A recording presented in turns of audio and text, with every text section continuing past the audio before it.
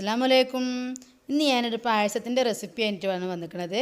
ഇത് നല്ല ടേസ്റ്റിലൊരു പായസമാണ് കേട്ടോ. ഇത് ഉണ്ടാക്കണേ ഞാൻ ചെറുപയർ പരിപ്പ് വെച്ചിട്ടാണ്. ഇത് 1 കപ്പ് ചെറുപയറുണ്ട്. ഇത് നമുക്ക് എന്തിടണം, നല്ലോണം ഒന്ന് വറുത്തെടുക്കണം. ഇത് നല്ല കളറൊക്കെ ഒന്ന് ചേഞ്ച് വന്നിട്ട് ഒന്ന് പൊട്ടി തുടങ്ങണ വരെ ഒന്ന് വറുത്തെടുക്കണം. ഞാനിപ്പോൾ ഇത് കുക്കറിലാണ് ഉണ്ടാക്കിയെടുക്കുന്നത് കേട്ടോ. ഇപ്പോൾ ഇത് നല്ലതുപോലെ ഒന്ന് വറുവായി വന്നിട്ടുണ്ട്. ഇത് നമുക്ക് ഇതിൽ നിന്ന് മാറ്റാം, ഇല്ലെങ്കിൽ ഇതിൻ്റെ ചൂട് കാരണം ഇത് കരിഞ്ഞു പോകാൻ സാധ്യതയുണ്ട്. ഇനി ഇതൊന്ന് ചൂട് പോട്ടെ. ഇനി ഞാൻ ഈ സെയിം കുക്കറിൽ തന്നെയാണിത് വേവിച്ചെടുക്കുന്നത്.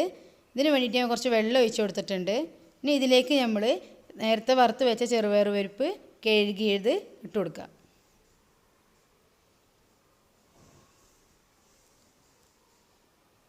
അപ്പോൾ അത് മൊത്തം ഞാൻ ഇതിലേക്ക് ഇട്ട് കൊടുത്തിട്ടുണ്ട്. ഇനി നല്ലതുപോലെ ഇതൊന്ന് മിക്സ് ചെയ്തെടുക്കുക. ഇനി ഇതിലേക്ക് ആവശ്യത്തിന് ഒരു പിഞ്ച് ഉപ്പ് ഇട്ട് കൊടുക്കുക. അത് തുടക്കത്തിൽ തന്നെ ഇട്ട് കൊടുക്കണം കേട്ടോ, അപ്പോഴേ ഉള്ളൂ അതിൻ്റെ ടേസ്റ്റ് കിട്ടുക. എന്നിട്ട് ഇത് 2 വിസിൽ വരുന്ന വരെ നമുക്കൊന്ന് വേവിച്ചെടുക്കണം.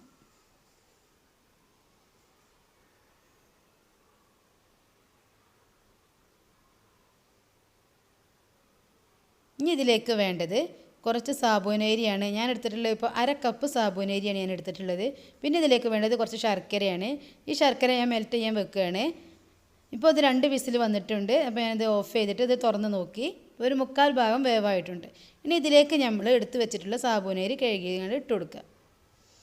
എന്നിട്ട് ഇത് ഒന്നുകൂടി വെന്ത് കിട്ടിയാൽ മതി, ഒരു വിസിൽ വരണ്ട. അതിൻ്റെ മുന്നേ തന്നെ നമുക്കിത് ഓഫ് ചെയ്യണം. ഒരു വിസിൽ വന്ന് കഴിഞ്ഞാൽ പിന്നെ നല്ലോണം വേവാകും, അപ്പോൾ ടേസ്റ്റ് ഉണ്ടാവില്ല.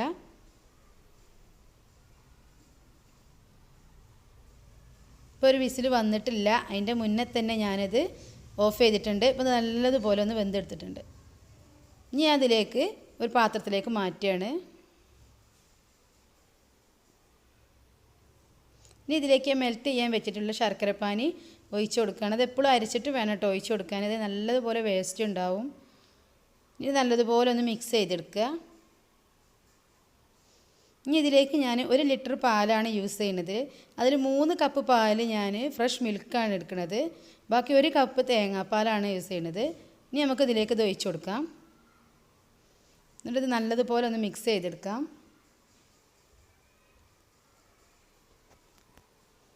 ഇനി ഇത് നമുക്ക് സ്റ്റൗവിൽ വെച്ചിട്ട് ഒന്ന് തിളപ്പിച്ചെടുക്കാം. ഇനി നമുക്ക് ഇതിലേക്ക് വേണ്ട പൊടികളൊന്നും എടുക്കാം. ഇതിന് വേണ്ടിയിട്ട് തന്നെ ജാറിലേക്ക് ഒരു 4 ഏലക്ക ഇട്ടിട്ടുണ്ട്. പിന്നെ ചെറിയ കഷ്ണം ചുക്ക്, പിന്നെ ഇതിലേക്ക് വേണ്ടത് ഒരു ഇത്തിരി നല്ല ജീരകം, ചെറിയ ജീരകം. ഇനി ഇത് പെട്ടെന്ന് പൊടിച്ച് കിട്ടാൻ വേണ്ടിയിട്ട് ഇതിലേക്ക് ഒരു 2-3 ടീസ്പൂണ് പഞ്ചസാര ഇട്ട് കൊടുക്കുക. എന്നാൽ നല്ലതുപോലെ പൊടിഞ്ഞ് കിട്ടും.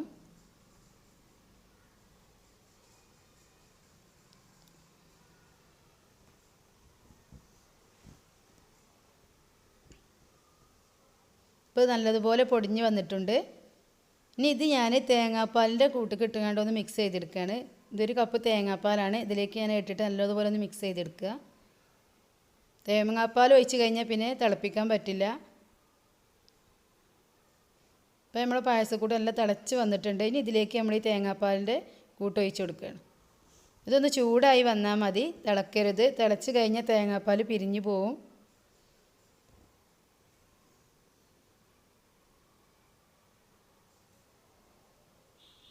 ഇപ്പോൾ പായസം ഇവിടെ റെഡി ആയിട്ടുണ്ട്. ഇനി നമുക്ക് ഇതിലേക്കുള്ള വറവ് നോക്കാം. ഇതിന് വേണ്ടിയിട്ട് 1 ടീസ്പൂൺ നെയ്യാണ് ഇതിലേക്ക് ഒഴിച്ച് കൊടുക്കുന്നത്. മിൽമേൻ്റെ നെയ്യാണ് ഒഴിക്കുന്നത്. ഇനി ഇതിലേക്ക് നമുക്ക് വേണ്ടത് കുറച്ച് തേങ്ങാക്കൊത്താണ്.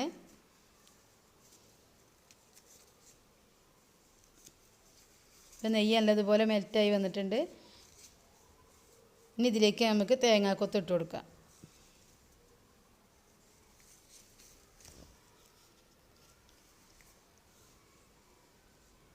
ഇത് നല്ല ബ്രൗൺ കളർ വരെ ആവുന്നത് വരെ ഒന്ന് നമുക്ക് വഴറ്റി കൊടുക്കാം.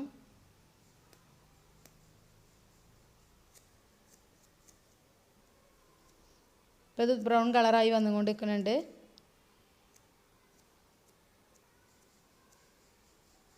ഇപ്പോൾ നല്ല ബ്രൗൺ കളർ ആയിക്കണേ. ഇനി ഇതിലേക്ക് നമുക്ക് കുറച്ച് അണ്ടിപ്പരിപ്പ് ഇട്ട് കൊടുക്കാം. ഇനി അതൊന്ന് കളർ മാറി വരുമ്പോൾ നമുക്ക് മുന്തിരി ഇട്ട് കൊടുക്കാം.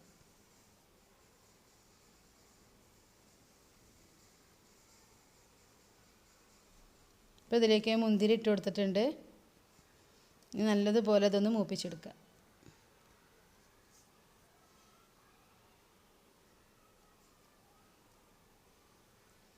ഇനി നമ്മുടെ പായസക്കൂടക്ക് ഇതൊരു ഒഴിച്ച് കൊടുക്കുക.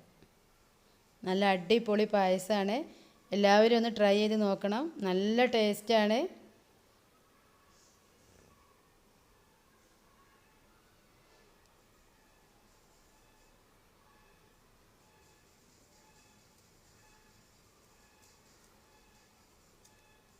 ആരെങ്കിലും എൻ്റെ ചാനൽ സബ്സ്ക്രൈബ് ചെയ്യാൻ മറന്നു പോയിട്ടുണ്ടെങ്കിൽ പെട്ടെന്നൊന്ന് ചെയ്യണം കേട്ടോ. Thank you.